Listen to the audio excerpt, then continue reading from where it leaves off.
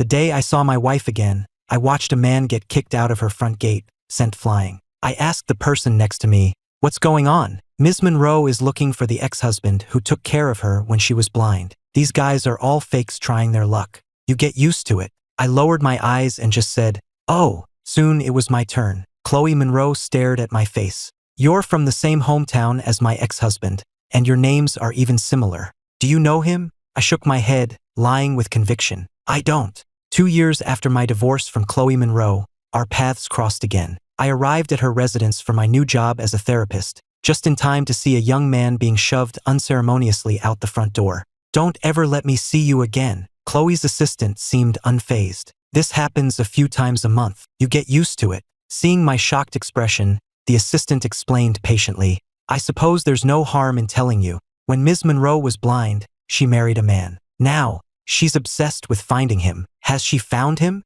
Of course not. Instead, she just ends up throwing a fit a few times a month. You know how it is. Too many people are after the Monroe fortune, so we get a lot of knockoffs showing up." I followed the assistant in silence. The mansion was huge, but it felt cold and empty. The assistant lowered his voice. "Ms. Monroe has a terrible temper. You'll need to be patient with her, but that's why they're paying you so much." What exactly is my job? To get Ms. Monroe to give up this obsession and accept the marriage her family has arranged for her. Just then, we reached the master bedroom. The assistant knocked, his voice shifting to a sycophantic tone. "Ms. Monroe, the new therapist has arrived. Get out, all of you. Please calm down. You never know." Before he could finish, we heard the crash of a vase shattering against the inside of the door. There was no doubt in my mind that if the door had been open, it would have been his head. He broke into a cold sweat. "I'll just show Dr. Ethan outside."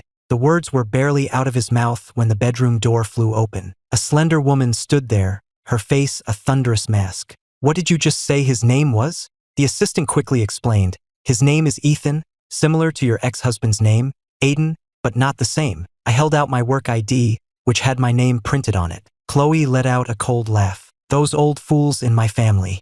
Did they really think hiring a therapist with a similar name would make me listen to them? You're fired." I'd heard the client was difficult, but this gave me the perfect excuse to leave. I obediently gathered my things to go, but my driver's license slipped and fell to the floor. I bent to pick it up, but Chloe got to it first. "You're from Seacliff, Oregon?" she asked, her brow furrowed. "I lived there 2 years ago. I even got married. Do you know my husband, Aiden?" I lied with absolute certainty. "I don't." I was thankful my ID didn't show my former name, or Chloe would have known right then that I was Aiden. 2 years ago, when she lay unconscious on the beach, I was the one who found her. I was the one who held her every night, and I was the one who convinced her to marry me. It was a marriage in name only. We never got a license. Chloe had lost her ID in the shipwreck that had also taken her sight. The sudden darkness had stolen her will to live, but I stayed with her, learning Braille by her side, and slowly, I saw her spirit return. I asked her about her family once.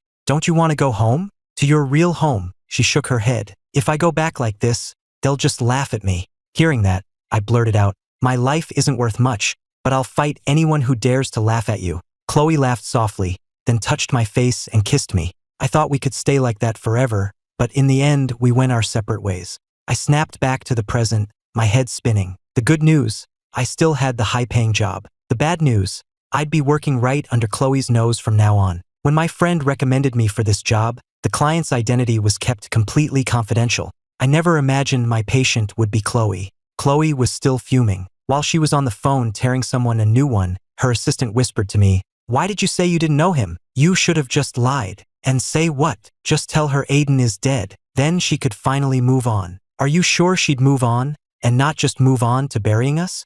That was hard to argue with. But then the assistant's eyes lit up as if he'd seen a savior. "Mr. Vance is here. We're saved." I looked up to see Julian Vance striding towards us. "What's going on?" Another fake ex-husband just showed up. "Ms. Monroe is not happy." "I'll handle it." He walked into the room as if he owned the place, and just like that, Chloe's anger subsided. We could even hear the low murmur of calm conversation. The assistant sighed in relief. "See, only Mr. Vance can handle her." I asked, confused, "Then what do they need a therapist for?" "He's the sole heir to the Vance Corporation, not a professional counselor."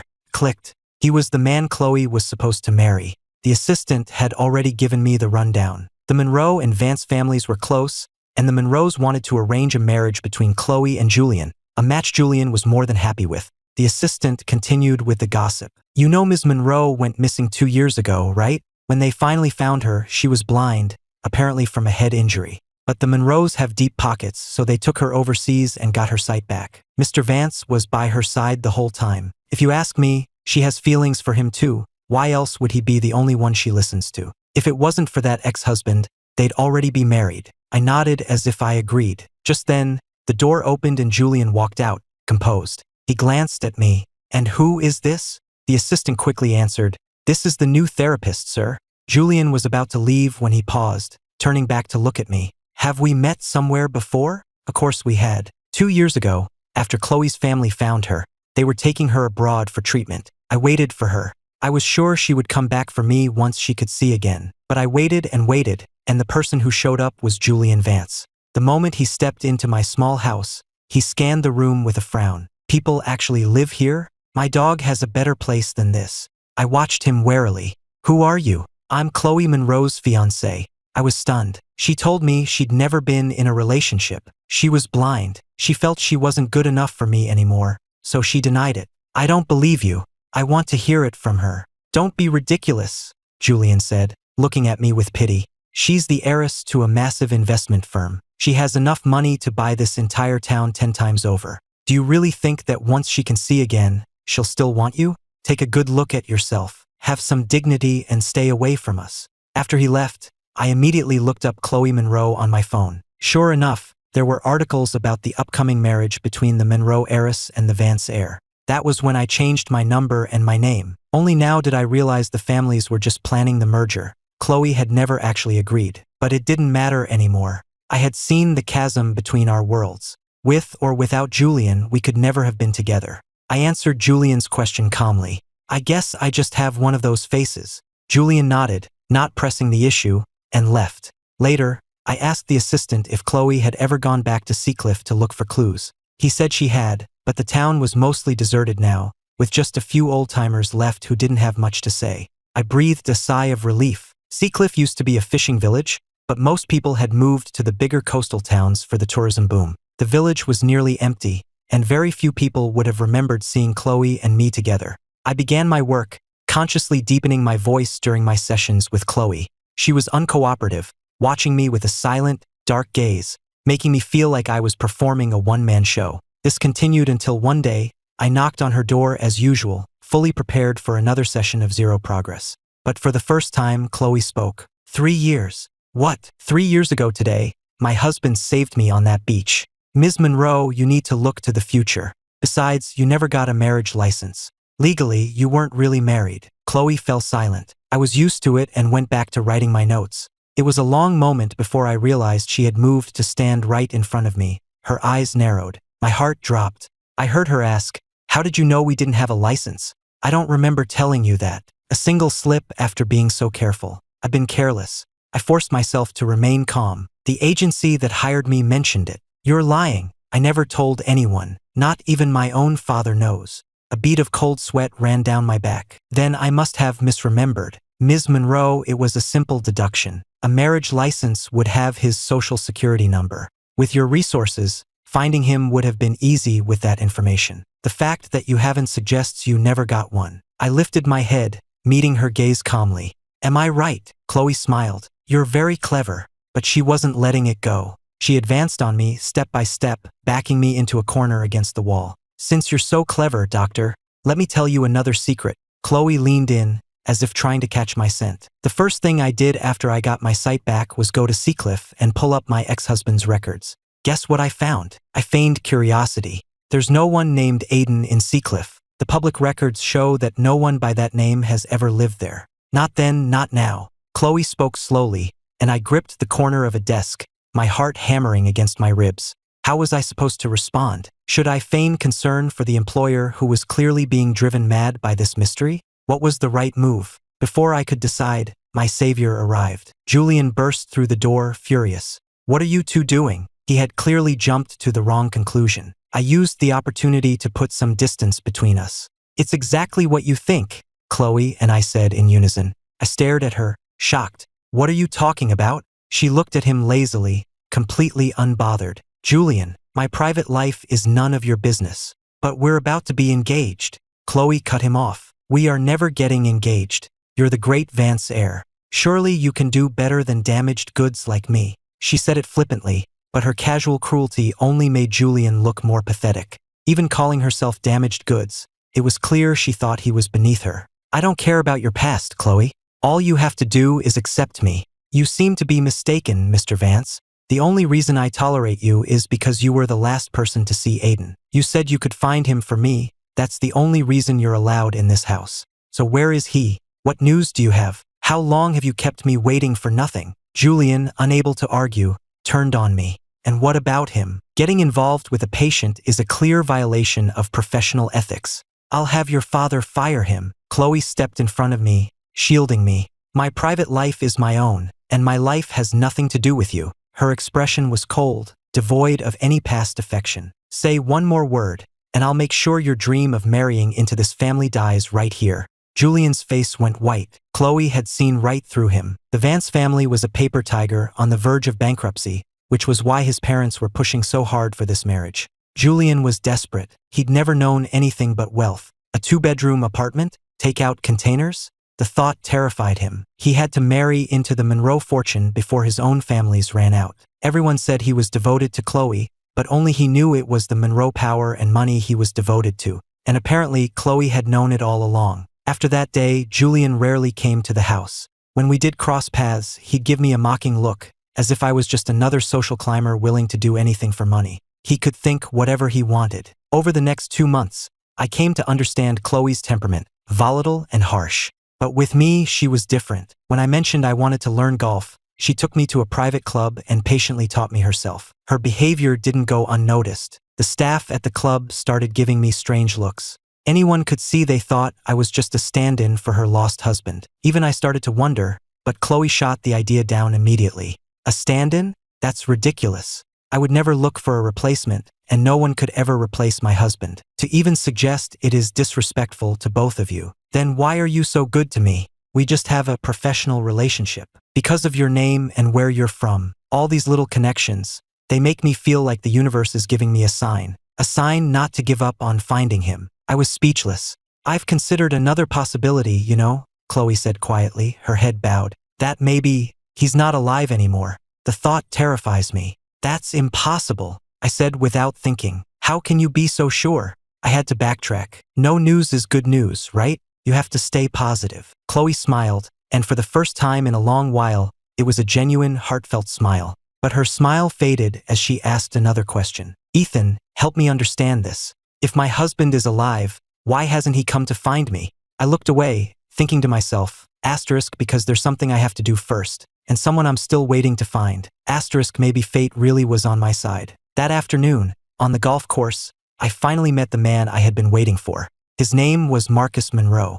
I looked at the man, probably in his late 30s, and the name echoed in my mind, unfathomable. Chloe called him Uncle. He was charming, handsome, and sophisticated, exactly like the man in the photograph. Marcus Monroe walked over, greeting Chloe warmly. Chloe, long time no see. How are the eyes? Much better, Chloe replied. Her usual sharp edges softened. How have you been, Uncle? Everything's fine. Did you like that gift I sent over? I picked it up on my last trip abroad. I loved it. You always know exactly what I'll like, Uncle. They seem to have a good relationship. I'd heard Chloe's father, the head of the Monroe Corporation, had always been distant, but her uncle had always looked out for her. After a few more pleasantries, Marcus finally noticed me. And this is my therapist. Ah, Dr. Ethan, pleasure to finally meet you. I didn't realize you'd be so handsome. I immediately beamed. Mr. Monroe, I'm a huge admirer of your work. You are. I've been reading your books since college.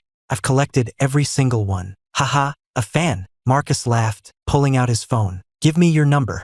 I'll have to sign them for you sometime. Thank you. Chloe was giving me a strange look. She was probably wondering why I was suddenly acting like a starstruck fanboy. I'd never been that enthusiastic with her, but I had no choice. I had to smile, because it was the only thing stopping me from trying to kill him right then and there. After he left, Chloe started grilling me. You're a fan of my uncle's? You never mentioned that before. I didn't answer her question, asking one of my own instead. What's your uncle like? Why do you ask? When I didn't respond, Chloe continued. Do you know why he became a writer? Why? Because he's useless at business. He's not even as competent as I am. I couldn't help but smile. Her tone reminded me of the old days, of us walking along the beach, talking under the sun. Almost without thinking, I blurted out, no one can compare to you. You're so smart you learned Braille in 2 months. The air froze. A cold sweat prickled my entire body. I mean, with your intelligence, Ms. Monroe, it's only natural. Chloe grabbed my wrist. She was trembling, her body and her voice. How do you know that? I wasn't sure if she would believe me, but I pushed on. I used hypnotherapy on you once, remember? You must have told me then. I did. You did, I said, nodding firmly. It was a very deep session. It's normal to forget the details afterward. Chloe couldn't find a flaw in my lie, but as she dropped me off later, I felt her eyes on my back for a long, long time. For the next few days, I went to her mansion as usual. Everything was normal. She never brought up her suspicions again, as if it had all been a dream. Just when I thought I was in the clear, an unexpected guest arrived. Chloe invited him into the sunroom, and I couldn't hear what they were saying. The door was ajar, and their voices drifted out. I casually asked the housekeeper, "Who's that?" "Someone from Seacliff, I think. He contacted Ms. Monroe, said he had news about her husband, so she had him brought here." As she spoke, I found myself standing right outside the sunroom door. Hearing that, I started to turn away, but it was too late. Their conversation drifted out clearly. Chloe was asking, "Are you sure my husband is here, in Portland?" "Yeah." Took me a while to track it down. Before the man could finish, his eyes went wide. He pointed straight at me. "Wait a minute. You've already found him." I denied it instantly. "You've mistaken me for someone else." "No way, buddy. You might not remember me, but I remember you. You used to come by my market all the time. Said your wife loved cilantro, so you were always buying it." Chloe loves cilantro now, too. I couldn't look at the man. "Sir, I just have a common face. You're mistaken." "I'm not mistaken. You weren't from around there. You stood out." I opened my mouth to argue, but I knew it was useless. Any more denials would just look suspicious. Chloe looked perfectly calm, but I could see her hands, resting on her lap, were trembling from the force of her grip. She took a deep breath and said to the man, "Thank you for the information. You can see my assistant outside for your payment." The man left, beaming, and closed the door behind him. The silence in the room was suffocating. Finally, she broke it. "Should I be impressed with how well you hid, or with the fact that my gut was right all along?" I mumbled, "I'd go with your gut." My answer made her laugh a bitter sound. She was smiling, but her eyes were turning red. "Don't you have anything to say for yourself?" I had my reasons. That clearly wasn't the answer she wanted. Chloe suddenly pulled me down onto the sofa, ripping at my jacket so fiercely that the buttons on my shirt went flying. But she stopped there. I knew her. She wouldn't do anything without my consent. This was all for show. Chloe buried her head in my shoulder, and soon I felt it grow damp with her tears. Her voice was thick with them when she asked, "Why? Why wouldn't you tell me it was you? Was I that awful?" I had no choice. I told her part of the story, about the lies Julian had told me. "It wasn't you. I thought you were engaged. I couldn't come back after that. But you know it was a misunderstanding now. Why did you still stay away?" "Because the gap between us is too great." "What gap?" "You're Chloe Monroe, heiress to a corporation. I have no family, no money. We could never build a life together." Chloe refused to accept that. She gripped my chin, forcing me to look at her. "Weren't we happy for those 6 months? I can eat anything. I'm not high maintenance. This gap you're talking about is bullshit. If you need money, I have money. You don't have a family? Then what was I to you? Just some stray you took in." Her question was deafening. I couldn't answer it. All I could do was touch her face and kiss her just like I used to. "I was wrong. I'm so sorry. Can you forgive me?" Chloe's breath caught in her throat. After a moment, she mumbled into my chest, "I was never angry with you." What happened next in the sunroom was inevitable. I was consumed by guilt, because I was still lying to her. Chloe had been longing for me for 3 years, and I could feel all that pent-up desire. She knew me inside and out. She was fierce, almost feral, but every touch was electric. Sometime during it all, it had started to rain. I watched the drops streak down the window pane, shaken into patterns like notes on a staff. By the time we finished, the sky was dark. Chloe curled up in my arms, content. "We're getting our marriage license tomorrow. Let's wait." "For what?" "Marcus invited me to a party at his house tomorrow." Chloe shot up, her expression turning dark. "What for?" "I told you to stay away from him." "It's nothing. I'm just going to get my book signed," I said. unable to meet her eyes. My evasiveness seemed to infuriate her. I stayed the night in her room, and we were lost in each other until the early hours. But I had underestimated just how possessive she could be. When I woke up the next morning, the bedroom door was locked from the outside. Before leaving for the office, Chloe had left me a long, handwritten letter. She wrote that she didn't want to control me, but going to see Marcus was out of the question. She had waited 3 years to get me back, and she wouldn't risk losing me again. I finished the letter and gave a bitter smile. The truth was, I had hidden so much from her. For starters, I wasn't from Seacliff. I grew up in a dead-end town in the middle of nowhere. My family was poor. They couldn't afford to keep me in school past the 8th grade. I figured I was destined for nothing, so I just drifted. That's when I met Sarah Jenkins. She was a young teacher who had come to volunteer in our town. I thought of her as an older sister. She'd snatch cigarettes out of my hand and make me hot soup instead. She never got tired of telling me to study, to not give up on myself. She scrimped and saved to pay my tuition so I could go back to school. When her volunteer term was over, she left, but she kept sponsoring my education. Everything I first learned about the world came from her. She told me about mountains and rivers, stars and galaxies, but most of all I dreamed of the ocean because that's where she was from, a little town called Seacliff. I promised myself I'd go there one day. I eventually got into a good university, and she mailed me a key. She said she hadn't lived in Seacliff for years, but her family's old house was still there. Whenever you're feeling down, she wrote, go there, feel the ocean breeze. Treat it like your own home. I kept that key safe but never had a chance to use it. About 4 years ago, Sarah sent me a message on iMessage. I'm in love, she wrote. I think he's the one. She sent me a photo of them together. The man was Marcus Monroe, looking charming and sophisticated. He's my favorite author. We met at a book signing. He's so good to me, but he's a public figure. So this is our little secret, okay? I could tell how much she loved him. Soon after, Marcus proposed. Everything seemed perfect. That's why I never could have imagined that the next news I'd hear of Sarah would be her death. She was missing for 2 weeks before her body was pulled from a river. The coroner ruled it a suicide. In that moment, my world turned upside down. Why would a person so full of hope, on the verge of a new life, take her own? I couldn't make sense of it. The pain in my chest was so sharp I couldn't think. Sarah had always said, when you're sad, go feel the ocean breeze. I took her key and drove to Seacliff. I stayed there for a week, trying to process my grief alone. And just as I was about to leave, I saw Chloe. She was soaked, her face deathly pale. In that instant, all the blood rushed to my head.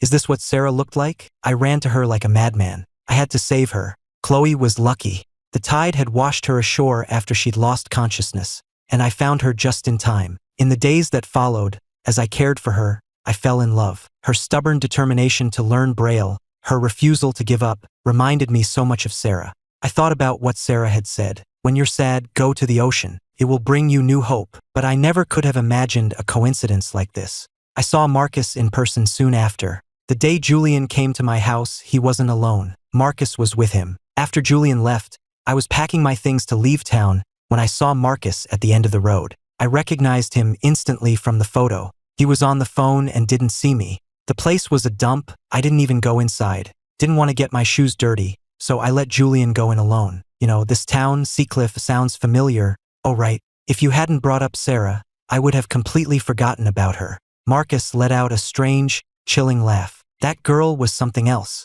I spent 6 months reeling her in, even faked a proposal, also I could have some real fun with her later. It's a shame. All it took was a few friends joining in, and she just broke. The words hit me like a bolt of lightning. I couldn't believe what I was hearing. Then Marcus added, don't worry, no one will ever find out. The coroner is on my payroll. In that moment, the question that had haunted me was finally answered. Sarah hadn't killed herself. Her body had been dumped. I swore I would get revenge for her, but I had no proof, and Marcus's power was an insurmountable mountain. If he could buy a coroner, he could buy anyone. What could I do? I realized that if I wanted to slay this dragon, I would have to do it myself, even if it meant we both went down. I started training, practicing every day with a knife, learning the quickest way to the heart. I changed my name, worried Sarah might have mentioned me to him. I even managed to get my official address changed to Seacliff. On paper, Aiden was gone, but I could never find a way to get close to him. I tried infiltrating his fan clubs, but he had become more cautious,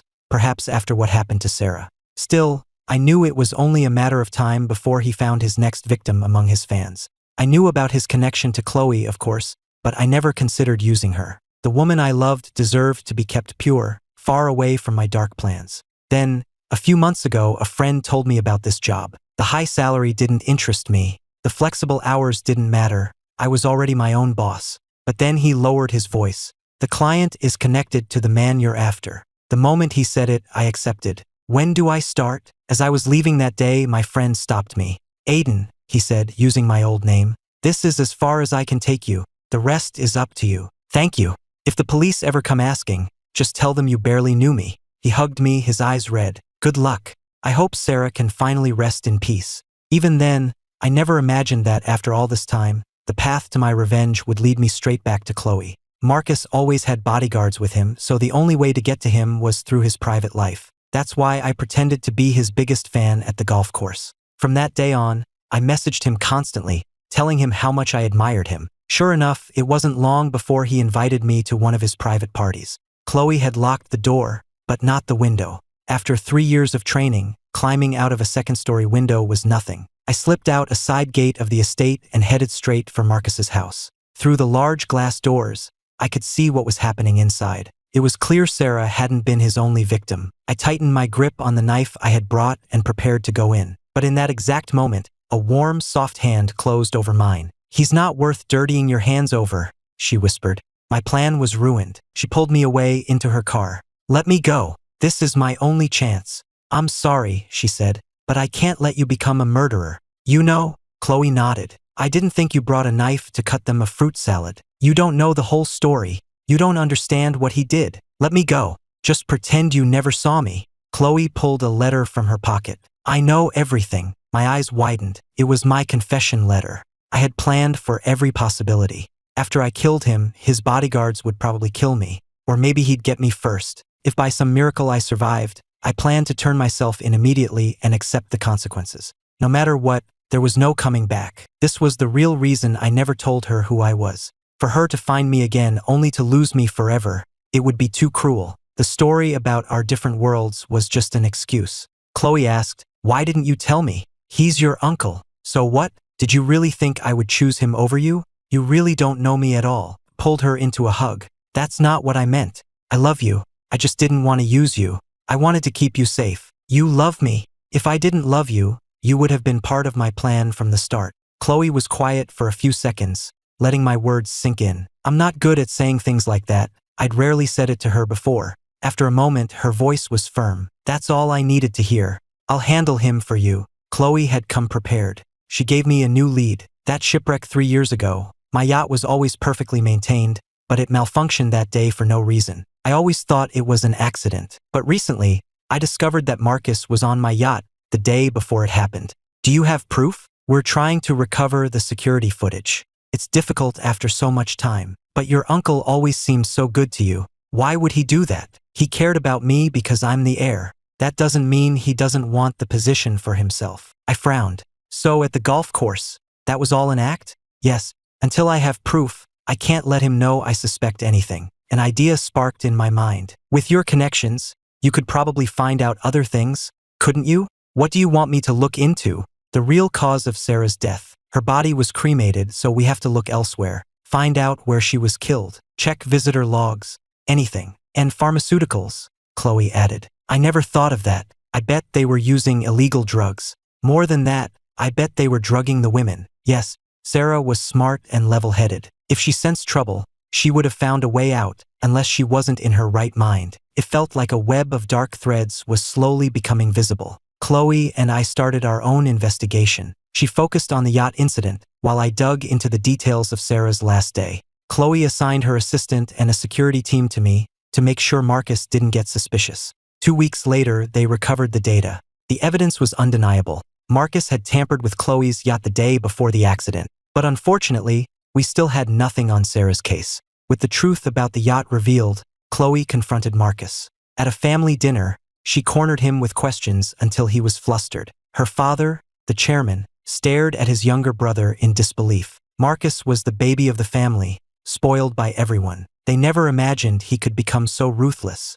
Marcus dropped to his knees beside his brother, crying. I wasn't thinking straight. I just wanted a bigger share of the company. Brother, please, forgive me. I'll never do it again. Chloe's father said nothing, his face like stone. Julian's family was there too, ironically to officially call off the engagement. It was a humiliating turn of events for them. I sat at the corner of the table watching everyone. Marcus was guilty and groveling. Chloe's father was furious. Julian's father looked like he couldn't care less. And Julian, something was off. He looked calm, but he couldn't stop drinking water. A classic tell. A guilty conscience. So I spoke up deliberately. You know, that reminds me of something. Julian cut in. Does anyone care what you have to say? I hear you and Chloe don't even have a marriage license. You think you're part of this family? I smiled and used Chloe's own words against him. How did you know we didn't have a license? Were you also nearby when the yacht went down? The color drained from Julian's face. No, don't be ridiculous. Relax. What I was going to ask was, why was Marcus with you the day you came to Seacliff to find me? He's Chloe's uncle. Of course he'd be concerned. I said nothing more. I just stared at him. It's a simple psychological trick. When someone is lying, an unbroken stare will make them crack. Sure enough, the silence made Julian panic. He blurted out, Marcus insisted on coming with me. It had nothing to do with me. You're lying. Marcus suddenly roared with laughter. Why don't you tell them the truth? You're the one who stole Chloe's ID, so that if her body washed up, no one would be able to identify it. That's impossible. I love Chloe. I would never do that. You did it because I promised you a piece of her inheritance and a place in this family. But I underestimated you. The second you found out she was alive, you went right back to playing the devoted fiancé. Julian was completely flustered. He's lying. This is a man who tried to kill his own niece. Don't listen to him. But Julian had underestimated Marcus's treachery. He had saved the recordings of their entire conversation. After the recording finished, Julian's father turned on him, furious. I thought you loved Chloe, but she didn't love me. I had to do something. His father slapped him hard across the face, then again on the other side. You worthless parasite. The room descended into chaos. Chloe and I were suddenly just spectators. She cut a piece of her steak and put it on my plate. Eat up. Don't let yourself get hungry. I stared down at my plate, fighting back tears. What Marcus had said about the ID confirmed it for me. Sarah's body had also been found with no identification. The answer was right there, but I had no hard proof. Marcus had been too clean. My heart ached. But fate, it seems, is just. Not long after, the proof we needed came to us. To be precise, it wasn't proof. It was people. Other victims of Marcus Monroe. I'd always known I could probably find clues by cross-referencing his novels, but I never did. The victims were hiding for a reason. They didn't want to relive the trauma. Avenging Sarah was important, but protecting the living was more important. I never imagined they would come forward on their own. The women told me they wanted to post their stories online, to expose Marcus and prevent him from hurting anyone else. After thinking it over, I offered to compile their evidence and post it anonymously for them, to protect their identities. At the same time, Chloe spent a fortune hiring private security teams to watch over each of the women, protecting them from any potential retaliation from Marcus. The post went viral, causing a massive public outcry. Under immense pressure, the authorities had no choice but to reopen the investigation. Marcus tried to flee the country, but Chloe played his own game, having someone lift his passport. He was trapped. Chloe's father was utterly disappointed in his brother. The Monroe family name was facing an unprecedented crisis. The chairman had to make a public apology on his brother's behalf, promising full cooperation with the police to bring the man to justice. The crisis aged the chairman overnight. Feeling he no longer had the strength to lead, he went against the board's wishes and named Chloe the new CEO of the Monroe Corporation. With her newfound power, Chloe didn't protect her uncle. She put even more pressure on the authorities to expedite the case. Marcus was arrested on multiple charges, any one of which could have put him away for life. The day they took him in, it started to snow. After the last resident of Seacliff moved away, Chloe bought the entire town, planning to redevelop it. A few days ago, we went to Sarah's old house.